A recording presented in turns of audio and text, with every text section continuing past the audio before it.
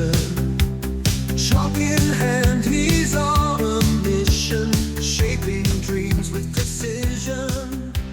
Joseph. Hi everyone, welcome again to another Teacher Joseph podcast.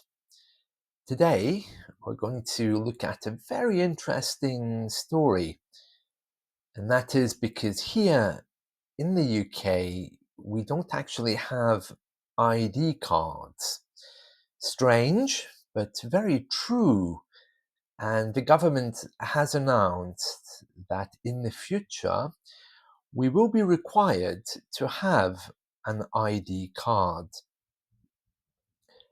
I'll tell you more later about that, but right now, let's look at the news story from Sky News, and we're going to read all about ID cards which are coming to the UK. Right, here we have today's story from Sky News, and you can see here it says Starmer to unveil plan for digital ID cards to crack down on illegal immigration. And it says here the so-called Brit card would verify a citizen's right to live and work in the UK. So let's just continue and see what it's saying. Every adult in Britain will require a digital ID card under plans to tackle illegal immigration. Writing for the Daily Telegraph, Sir Keir Starmer said the government would make a new free-of-charge digital ID that would be mandatory for the right to work by the end of Parliament. And then the story continues. The idea behind the Brit card is that it would verify a citizen's right to live and work in the UK. The plans would require anyone starting a new job or renting a home to show the card on a smartphone app, which would then be checked against a central database of those entitled to work and live here. It is hoped that this would reduce the attraction of working in the UK illegally, including for delivery companies. The government says that ID, not idea, will eventually make it simpler to apply for services like driving license, childcare, and welfare. At the moment, workers have to show at least one form of physical ID in the form of documents, but there are concerns within government that these can be faked. French President Emmanuel Macron has repeatedly warned that the lack of ID cards in the UK acts as a major pull factor for channel crossings, as migrants feel they are able to find work in the black economy. Sir Keir will flesh out more details in a speech at the Global Progress Action Summit in London on Friday, when he will argue that relying on migration to plug workforce gaps is not compassionate left-wing politics. And the story continues, just to say how this might work, and also the history of ID cards, which I'm going to explain to you in a moment. The UK has only previously had mandatory ID cards during the war, with the last group scrapped in 1952. And of course, Tony Blair is behind this. He's been pushing for this for a long time. And then they're saying how it would work. And it would be a digital ID on people's phones. And they would also be able to use other services on there as well. It would sit alongside the digital driving license. And the consultation will look at how it could work. But let me tell you just a little bit more about ID cards in the UK.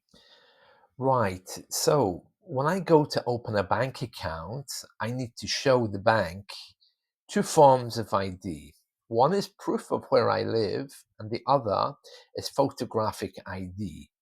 Passport is good, um, a work ID, a travel card, if it has my name and photo on there, something they can see is me. That's what I need. In my lifetime, there's never been ID cards here. Part of the reason is because the government, because of its democratic principles, until now, hasn't been allowed to hold a central database with people's pictures, hair color, eye color. This is a very strong democratic principle because they know the mistakes that perhaps have triggered the Second World War. For example, where minorities have been targeted based on their skin color or their eye color. People who protest the introduction of ID cards, they reference the Second World War, where Adolf Hitler created this idea that people of a certain color, a certain nationality, ethnicity, needed to be removed from society. So to stop that happening, the government has a very strong policy of not collecting on any central database things which could be used to discriminate against us. I can see the logic of that, and we're not alone. Some European countries, although they have ID cards, they refuse to capture information like people's religion, um, people's nationality.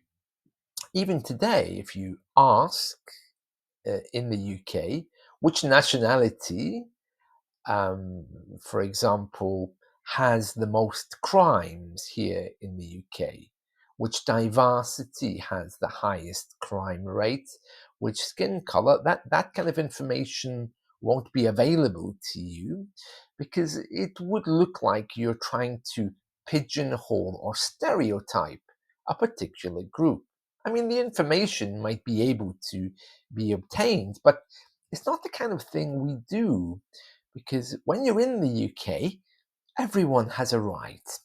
Everyone has a right to be treated the same way, regardless of what they look like. Now, of course, there is an argument which says, well, yeah, that's what it's supposed to be like, but it doesn't really work that way in practice anyway.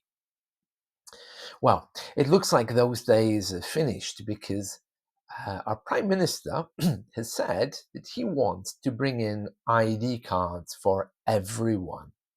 We'll be required to have them on our phones. But I'm not sure we'll need them just yet to open bank accounts. We don't usually use ID cards for that kind of thing, but I'm sure they would be useful. As I mentioned before, we have travel cards. The driving license has a picture on there. So you see, this looks like something radical, but it does threaten some democratic principles, and already there are major protests about how the government may use this information. I don't think the problem is having an ID card.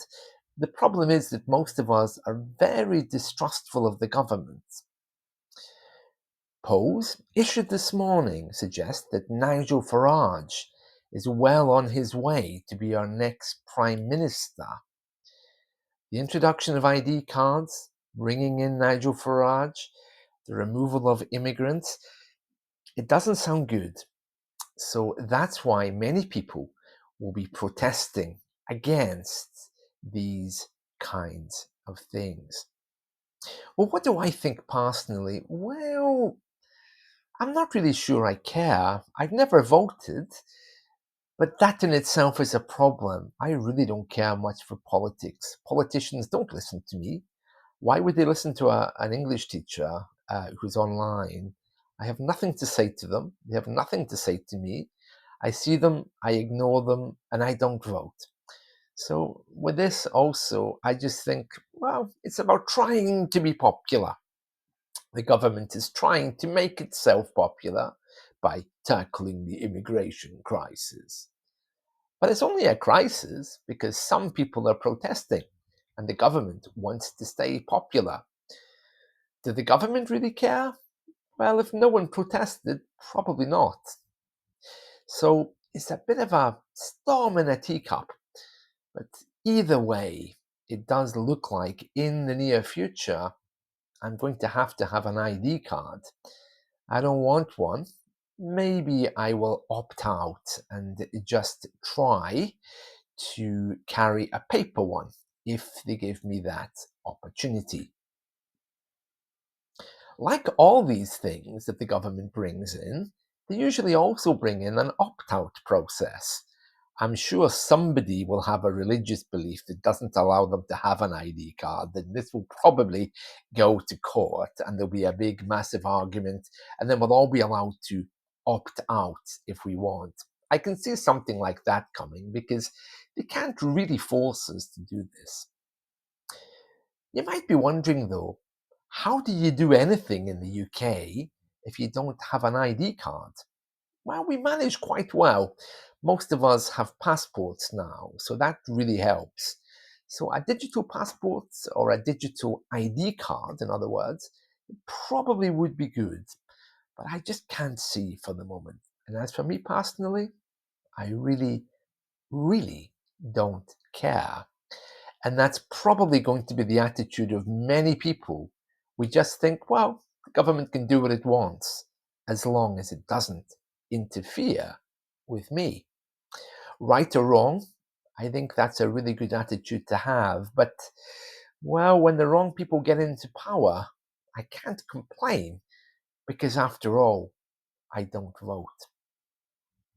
Well, life in the UK here is a little bit hard, but maybe ID cards would make it better. I'd be really interested to hear what you think, because I think Britain and maybe America, we are the only countries that don't have ID cards. Possibly Australia also, I don't know. But it depends how they're used. I don't want to be going to the supermarket to buy my chocolate for my ID card to stop me leaving the supermarket with one of those bleeping scanners to tell me that the doctor says I shouldn't have chocolate. I mean, that's where this is going ultimately, and I don't like that. I want my chocolate protected. That's it from me. Have a nice day. Bye.